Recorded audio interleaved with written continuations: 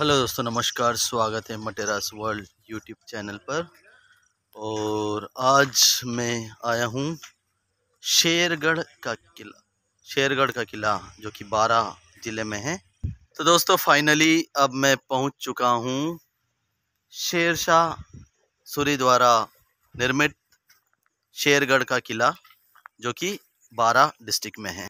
और ये है पीछे पार्वती नदी, काफ़ी गहरी नदी है ये। और ऊपर इसके एक बांध भी बना हुआ है जिसका नाम है अकावत का डैम, या परवन सिंचाई परियोजना डैम भी उसको कहते हैं। तो बने रहिए मटेरास वर्ल्ड के साथ, आपको दिखाता हूँ पूरा शानदार खूबसूरत शेरगढ़ का किला बारां। तो ये किले के जस्ट साइड में है, ये भी एक किले का ही हिस्सा है, शेरगढ़ किले का। और वहाँ से हम आए थे, मैंने आपको रास्ता दिखाया था, वहाँ से हम आए थे। और ये नदी है परवन नदी। कुछ फिशरमैन यहाँ पर फिशिंग कर रहे हैं, मछलियाँ पकड़ रहे हैं। और ये घना जंगल शेरगढ़ अभयारण्य का घना जंगल, और ये मेन किला। तो दोस्तों इस किले की अगर इतिहास की हम बात करें तो 1540 में जब हुमायूं और शेरशाह सूरी के बीच युद्ध हुआ था, उसके बाद शेरशाह सूरी ने, जो कि सूरी डायनेस्टी के फाउंडर हुए हैं, स्थापित किया है। उन्होंने 3 किलों का निर्माण किया था शेरगढ़ नाम से। तो एक किला तो दिल्ली के पास ही है जिसको पुराना किला भी कहते हैं। दूसरा किला बिहार सासाराम में है, और 800 फीट ऊंचाई पर है वो, 16 किलोमीटर एरिया में फैला हुआ है सासाराम बिहार का किला। और ये जो किला है ये है बारां जिले में अटरू के पास शेरगढ़ का किला। और ये प्रवेश द्वार, हमेशा प्रवेश द्वार पर देवी देवताओं की मूर्तियाँ होती है, खास करके गणेश जी की, या फिर मंदिर होते हैं। और यहाँ भी वही देखने को मिला है। तो मेंटेनेंस के अभाव में काफ़ी सारी तोड़ फोड़ भी यहाँ पर हो चुकी है दोस्तों। और इसी के जस्ट पीछे है परवन नदी अपने शबाब पर बहती हुई। कुछ कंस्ट्रक्शन काम, मेंटेनेंस काम भी यहाँ पर चल रहा है, लेकिन मुझे नहीं लगता कि ये पर्याप्त है। तो ये जिस नदी की मैं बात कर रहा था, ये इस किले को काफ़ी खूबसूरत बनाती है। और आप गौर करेंगे दोस्तों, देखेंगे कि ज़्यादातर किले नदी के पास ही है। ये नीचे एक बावड़ी भी थी, जो कि जैसा कि मैंने कहा मेंटेनेंस के अभाव में बहाल है। ये परवन नदी पर फिशरमैन जाल डालते हुए, फिशिंग करते हुए, और दोनों तरफ नदियों के घने जंगल, दूर दूर तक पहाड़ और जंगल ही जंगल। तो बस हमने किले में एंट्री ली थी और लेफ़्ट साइड की तरफ हम गए थे। और ये रास्ता यहाँ पर ब्लॉक है, कंटीली झाड़ियाँ हैं, पौधे हैं। अब हम सीधा रास्ता लेते हैं और किले के ऊपर जाते हैं। ये मोटी मोटी ऊंची ऊंची चट्टानें हैं, इसी के ऊपर ये किला टिका हुआ है। ये भी बिना फाउंडेशन का, बिना नींव का किला है जो चट्टानों पर निर्मित है। ये जो मैं बात कर रहा था चट्टानों की, ये मोटी मोटी चट्टानें जिस पर ये किला टिका हुआ है अब तक। लगभग 1500 ईस्वी में ये बना था। जैसा कि मैंने आपको बताया है कि शेरशाह सूरी द्वारा शेरगढ़ नाम से 3 किले बनाए गए हैं। एक दिल्ली में, दिल्ली के पास नाम है उसका पुराना किला। दूसरा है बिहार सासाराम में, और तीसरा है बारां जिले के शेरगढ़ गांव में, अटरू तहसील के शेरगढ़ गांव में। और पुराने जितने भी किले हैं वहाँ पर हर जगह बावड़ियाँ ज़रूर होती थी, और उन्हीं में से ये भी है एक बावड़ी। पानी इसका फ़िलहाल गंदा है, लेकिन पानी है। और इतिहास की नज़रों से अगर हम देखें तो समझ सकते हैं कि कितनी महत्वपूर्ण बावड़ी है। हालांकि पास में नदी है, लेकिन रोज़मर्रा के काम, और यहाँ पर देवताओं के स्थान भी हैं। और नीचे आप देख सकते हैं बिल्कुल पत्थर को काव करके उस पर नक्काशी की गई है। ये जो आप देख रहे हैं यहाँ पर पत्थरों के ऊपर, और उनको दीवार में फिट किया गया है। ये है बावड़ी, जिसको स्टेप वेल भी कहते हैं इंग्लिश में, और हिंदी में बावड़ी, जिसका अलग ही महत्व होता था, खास करके किलों में, महलों में, और जो भी ऐतिहासिक जगह है वहाँ पर ये बावड़ी अक्सर देखने को मिलती थी। तो ये है खंडित मूर्तियाँ। जब शेरशाह सूरी मालवा में आक्रमण करने के लिए आए थे, और रास्ते में, क्योंकि मुग़ल थे ये भी, और इन्होंने तुर्की थे, तुर्की साम्राज्य के बेटे थे, सासाराम में वहीं पे।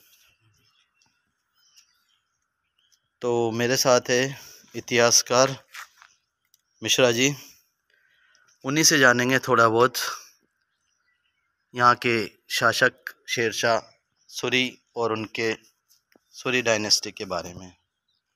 बने रहिए मटेरास वर्ल्ड के साथ। तो ये है मिश्रा जी, इतिहासकार। तो मिश्रा जी थोड़ा बहुत हमें बताइए शेरशाह सूरी के द्वारा शेरशाह सूरी के बारे में। शेरशाह सूरी टर्की से आए हुए सामंत जो थे उनके बेटे थे, और जब बाबर ने स्थापित की थी साम्राज्य यहाँ पे मुग़ल की, और हुमायूं जब यहाँ का शासक बना था तो उसको डिफीट किया था, हराया था, और उसके बाद उन्होंने दिल्ली पे कब्जा किया, फिर मालवा पे आक्रमण किया, और मालवा को जीतने के बाद ये शेरगढ़ के भी उन्होंने उसको अपने संरक्षण में लिया, और ये उसी समय में इसका नाम शेरगढ़ पड़ा था, 1540 के आसपास, और करीब 1540 के बाद इसका नाम शेरगढ़ पड़ गया। कुछ मूर्तियाँ आप जो देख रहे हैं, कुछ खंडित मूर्तियाँ हैं। तो मुझे ऐसा लग रहा है कि ये सारी मूर्तियाँ जो हैं सो बाद में यहाँ पर प्लेस की हैं, लेकिन कुछ अगर रहे भी होंगे तो किसी भी जो मूर्ति का सर जो है सो क्लियर नहीं है, लेकिन ये क्लियर हो रहा है कि ये हिंदू देवी देवताओं की जो है मूर्तियाँ हैं। आप शायद इसको देख सकते हैं, किसी भी मूर्ति के सर ढंग से रहने नहीं दिया गया है। तो इस मामले में भी गौण है कि एक्चुअली में क्या है वास्तविकता, लेकिन ये दिख रहा है कि यहाँ पे मूर्तियाँ थे। तो कहीं ना कहीं इसके बनाने, इस किले के बनाने के बारे में स्पष्ट जानकारी इतिहास में नहीं है, लेकिन इतना तय है कि बाद में जब आरा वाले राज्य जब यहाँ के उस समय में इसमें चढ़ाई हुई थी, और उसके बाद इसका फिर से कुछ कब्जा हुआ इसके मुगलों का। यही है इतिहास इसकी। धन्यवाद मिश्रा सर। और थोड़ा बहुत जब मैंने इस किले के बारे में गूगल किया है तो ये भी बताया गया है कि यहाँ के जो झालावाड़ के रियासत के जो झाला जालिम सिंह थे, उन्होंने भी इसका जीर्णोद्धार किया था एक बार उनके काल में, लेकिन अब गवर्नमेंट का इस तरफ ज़्यादा ध्यान नहीं है, इसलिए इसकी ऐसी बदहाल हालत हमें देखने को मिल रही है। और एक बात और मैंने पढ़ी है कि बूंदी के जो हाड़ा रियासत के, तो बूंदी के जो हाड़ा शासक थे, उनको कंट्रोल करने के लिए या उन पर आधिपत्य जमाने के लिए शेरशाह सूरी ने इस किले का निर्माण मालवा के पास करवाया था।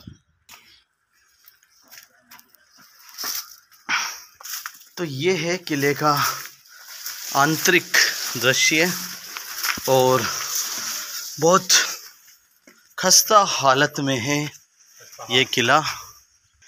तो ये तोप का पाइप, क्या कहेंगे उसको, टेक्निकल वर्ड मुझे याद नहीं आ रहा है, जहाँ से गोला निकलता है और यहाँ से आग लगाई जाती थी, जो बारूद इसमें भरा जाता था उसमें। तो दिखाओ, और ये this is the hole, you can see, यहाँ बारूद भर करके गोला रख को चलाया जाता था इस तोप से। तो ये भी खस्ता हाल में है। और ऊपर तो पूरा जंगल ही जंगल है, जंगल ही जंगल है। और अंदर घुसते ही यहाँ पर गणेश जी की प्रतिमा नजर आती है, जो कि खंडित है। तो आज जिस खस्ता हाल में है शेरगढ़ का किला, खंडर है, वीरान है, सुनसान है। और जैसा कि इतिहास में लिखा है कि यहाँ पर भयंकर नरसंहार हुआ था, मारकाट हुई थी, और इसी वजह से तीनों किले शापित है और यहाँ पर कोई नहीं रहता है। किले के बाहर दूर तक ज़रूर गांव है। तो दोस्तों दूर दूर तक जंगल ही जंगल। किले के अंदर गागरोन किले से भी खस्ता हाल है ये किला। गागरोन किला तो हालांकि वर्ल्ड हेरिटेज में यूनेस्को ने उसको शामिल कर लिया है, लेकिन ये किला भी ज़रूर SI archaeological survey of India की लिस्ट में है। लेकिन पता नहीं क्यों ये बदहाल है, खस्ता हाल है और बड़ी ही दयनीय कंडीशन में ये किला है। तो कुछ इस तरह की कंडीशन है दोस्तों इस किले की। किले में कई सारे छोटे मोटे स्थान भी हैं, कई सारे कमरे बने हुए हैं। शायद उस टाइम के जो मंत्री थे, राज दरबारी थे, सेवक थे, सैनिक थे, उन लोगों के लिए। और जंगल ही जंगल नज़र आता है मुझे तो यहाँ पर, इसीलिए इसको आप वन अभयारण्य जो शेरगढ़ है उसी के पास, उसी के जंगलों में उसी से घिरा हुआ पाते हैं। ये मठनुमा आकृति का एक कमरा यहाँ भी है किले के ऊपर। मैं यहाँ पर आया था लगभग 8-10 साल पहले, तब इसकी हालत काफ़ी ठीक थी, काफ़ी अच्छी थी। लेकिन अगर अब मैं कंपेयर करता हूँ तो इसकी हालत बेहाल है। ये कोने में, किले के कोने में ज़रूर मुझे एक खूबसूरत महल नुमा आकृति नज़र आई है, दिखाता हूँ आपको पास से। और अब हम पहुँच चुके हैं किले के दूसरी छोर तक, परवन नदी के पास। ये हालत है किले की और ऐसी हालत करने वाले और कोई नहीं, अपने ही लोग हैं, अपने ही देशवासी हैं, जिन्होंने इतनी सुंदर अद्भुत डिज़ाइन बनाई है।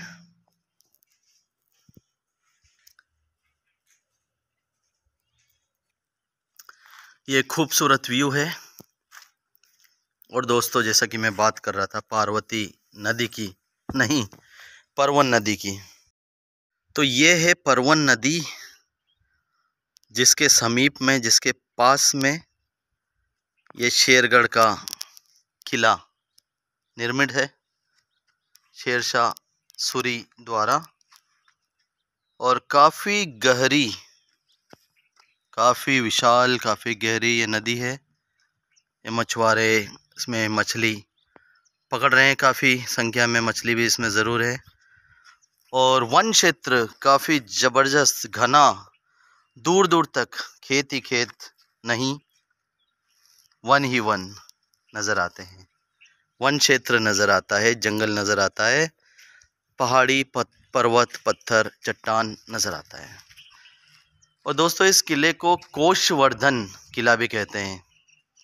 कोषवर्धन इसलिए कहते हैं क्योंकि ये जो पहाड़ी है, यहाँ की जो पर्वत है, उसका नाम है कोषवर्धन, इसलिए इस किले का दूसरा नाम है कोषवर्धन। और ये जंगल ही जंगल, झाड़ियाँ ही झाड़ियाँ, पेड़ ही पेड़। यहाँ से व्यू जबरदस्त खूबसूरत नज़र आता है। ये नागिन जैसी टेढ़ी मेढ़ी, बिल्कुल नागिन जैसी नज़र आती है परवन नदी यहाँ पर, घुमावदार। ये देखिए लहराती हुई, बल खाती हुई, जैसे वो चलती है नागिन जैसे।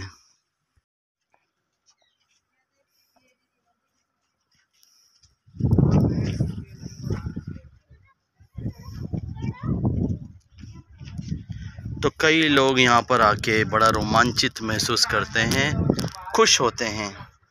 कई लोग ज़रूर डिसअपॉइंट होते हैं कि जैसे उन्होंने अपेक्षा की थी, एक्सपेक्ट किया था, वैसा माहौल उन्हें मिला नहीं है।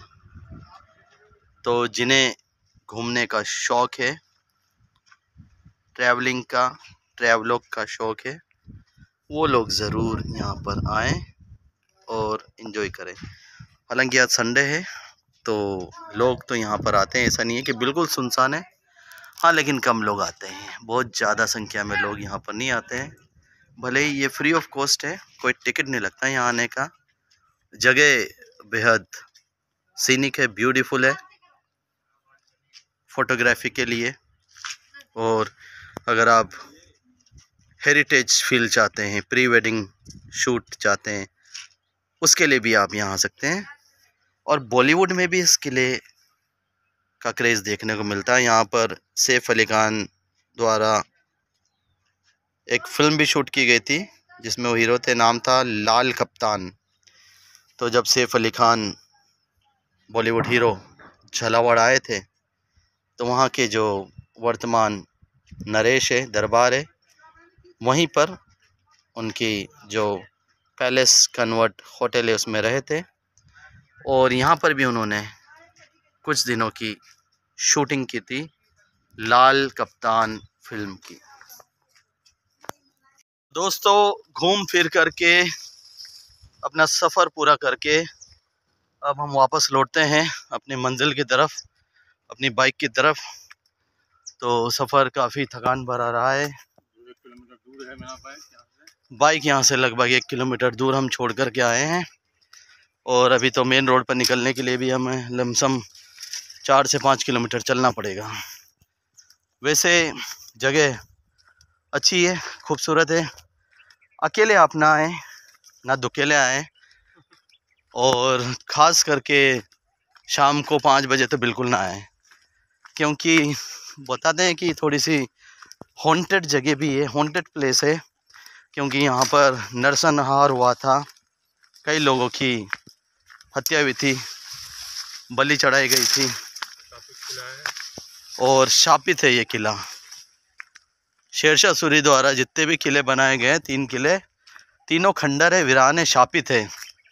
इसीलिए कई लोग यहाँ पर सलाह देते हैं कि शाम को 5 बजे के बाद आपको नहीं जाना चाहिए, किसी भी तरह की दुर्घटना हो सकती है। तो ये थी दोस्तों आज की वीडियो। आशा करता हूँ आपको वीडियो पसंद आई है, जानकारी पसंद आई है, जगह पसंद आई है। अगर पसंद आए तो लाइक, शेयर, सब्सक्राइब ज़रूर करें। बने रहिए मटेरास वर्ल्ड पर। दिखाता रहूँगा आपको इस तरह की एक से एक खूबसूरत, ऐतिहासिक, धार्मिक किले, जगह, जंगल वगैरह वगैरह। Till then take care, goodbye, अलविदा।